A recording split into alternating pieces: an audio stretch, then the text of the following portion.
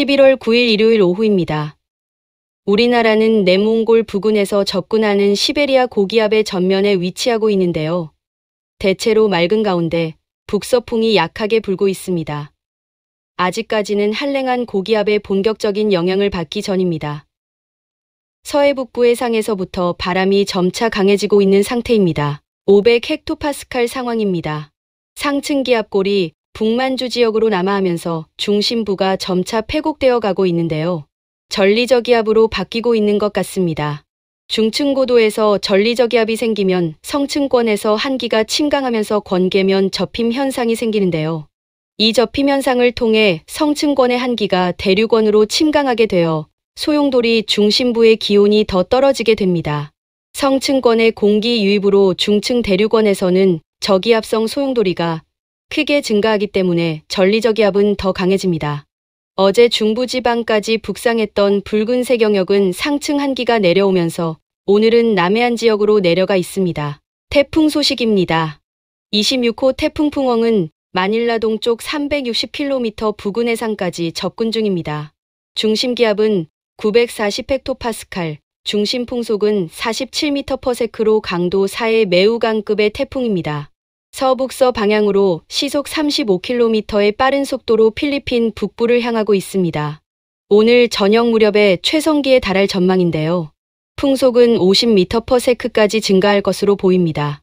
초강력 태풍에는 조금 미치지 못할 것 같습니다. 오늘 늦은 밤에는 필리핀 북부 동쪽 해안에 상륙할 것으로 전망되는데요. 상륙할 당시 강도 4가 예상되기 때문에 막대한 피해가 발생할 가능성이 높습니다. 강도 4는 건물 외벽 손상이나 구조물 붕괴 위험을 초래할 수 있는 위력이 있습니다. 내일 아침에는 육상 마찰 등으로 상당히 약화되어 남중국해로 빠져나올 전망입니다. 남중국 해상에서 북상하면서 대만을 향할 전망인데요. 13일 아침에는 대만 가오슝 부근까지 접근한 후 대만 북동쪽으로 향하면서 대만을 관통할 것으로 보입니다. 관통할 당시 3000m 이상의 대만 산맥에 막히면서 세력이 급격히 약화되기 때문에 열대저압부로 다운될 가능성이 높습니다. 오늘은 내몽골 지역에 위치한 시베리아 고기압이 내려오면서 북서풍이 서서히 증가할 전망입니다. 고기압이 강하지 않고 남하하는 한기의 속도가 느리기 때문에 기온 하강폭은 크지 않을 것으로 보입니다.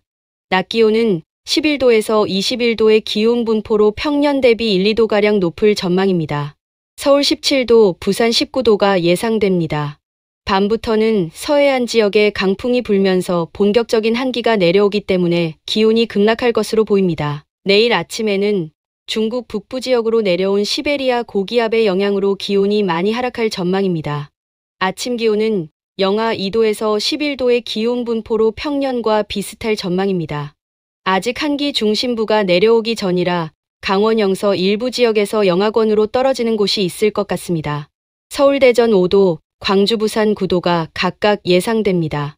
오후에는 시베리아 고기압이 산둥반도 부근으로 내려오면서 한기 중심부가 내려오기 때문에 낮 기온의 상승이 크지 않을 것 같습니다. 낮 기온은 7도에서 14도의 기온 분포로 평년 기온을 3, 4도가량 밑돌아 쌀쌀한 날씨가 전망됩니다.